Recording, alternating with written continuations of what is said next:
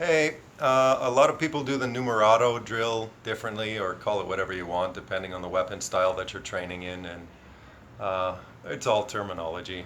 I mean, a lot of this stuff transfers from one weapon system to the next. They all have their little intricacies and nuances, but inevitably at the end of the day, hitting something with a stick, cutting something with a knife, hacking something with a machete is all about the micro fight fundamentals and all the big trimmings that you want uh, to promote your system, style, method, art, whatever, are all inevitably trivial at the end of the day. What I do with the swinging tire here is I have a stick taped in the middle, so it gives a little bit of feedback, at least in the area of something coming at you or you having to divert from or move around. So I mean, the idea is continued striking, and as the tire keeps swinging, you get both the tire and that stick planted in the middle that become at least pseudo-dynamic for you to continue that striking. So just a quick demo on how this idea works. You can start, this is a heavier stick, so I mean you can start by just paying attention to that stick in the middle and trying to avoid hitting it as you're hitting the actual meat, which would be the torso or the head or whatever the case may be, this being kind of a limb extension.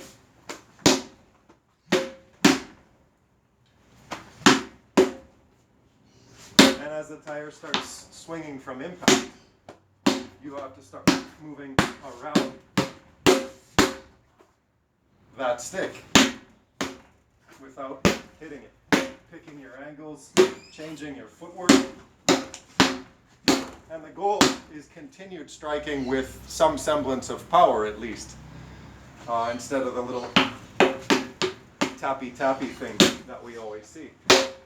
Picking your angles and making sure you're hitting with all of them with a lot of power without hitting that thing in the middle.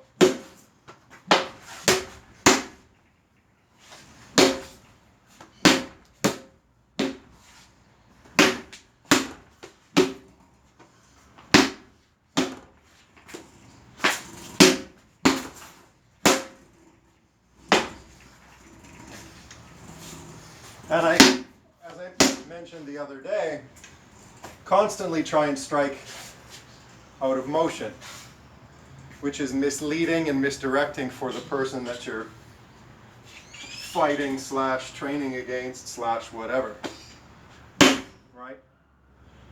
So if I'm striking out of motion, I want to make sure that those, in FMA, what we call engaños, are being put to use.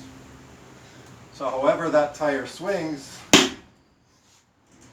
if I'm moving that stick and those strikes are coming from odd angles,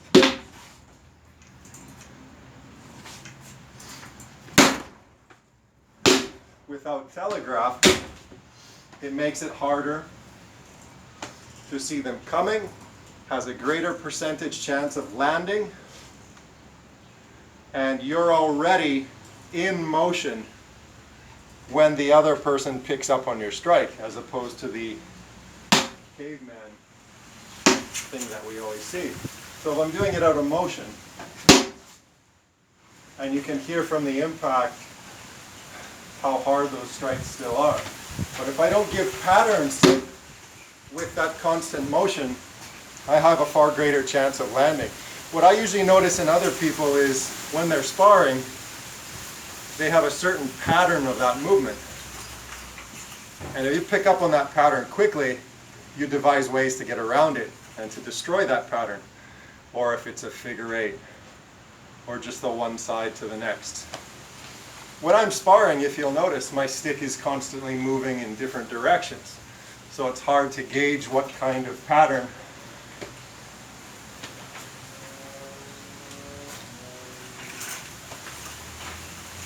I'm going to be striking up.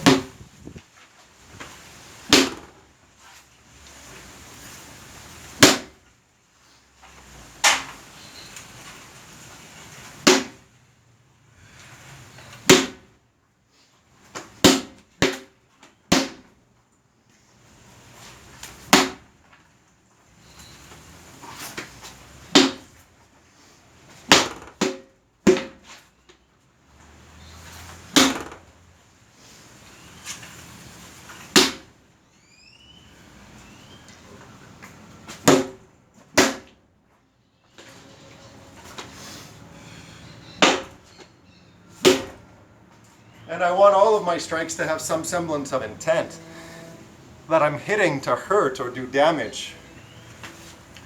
That being said, you can set those up much better if you're adding that boxing methodology where not every strike is full power.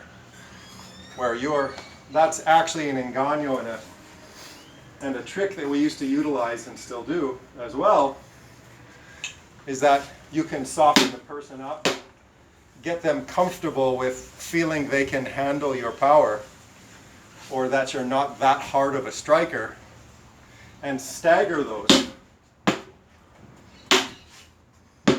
Right? Feelers. Before the big power shot hits, right?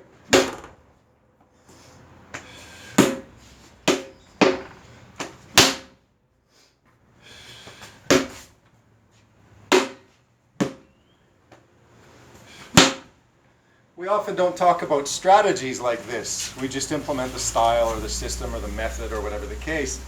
When it's these elements that make the biggest difference when you're actually playing or fighting, right? So I can do those feelers. They're still hard and they're still going to hurt, but they're the appetizer to the meal, right?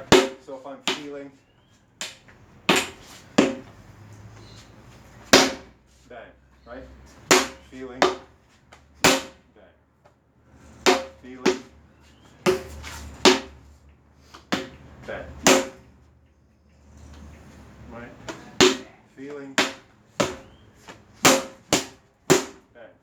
Feeling. Appetizer, meal. Right? And with a stick, there's subtle changes in that power where it's hard to gauge. Most people go with one speed or one impact type all the time. So the minute you tolerate the first or second shot, you know I can take his power. As long as I don't get a headshot with a stick, of course. Right? When you're sliding down that scale of power or up, you're misleading the other person. You're believing they can take your power before you give that big shot that they're unprepared for. Right? So, feeler or appetizer, feeler, feeler, feeler, appetizer, meal, right? You can see the difference in impact from sound and from the way that the tire swings. So just a case in point about tactics. That's one of them that's very efficient. Sliding down that scale of power, right? And striking out of motion. Those are two big engaños that I find worth exploring. So try them out, play around a little bit.